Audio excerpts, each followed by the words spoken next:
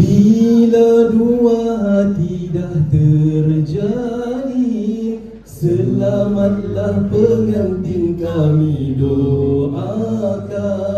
Moga redha Allah bersinar selalu, tanda bermula bahtera hidup. Beginilah resam manusia, tak lari dari ketentuan ilahi. Suami ketua, isteri pembantu, melangkah hidup saling berpadu. Susah dan senang hadapi bersama, moga kekal hingga ke syurga.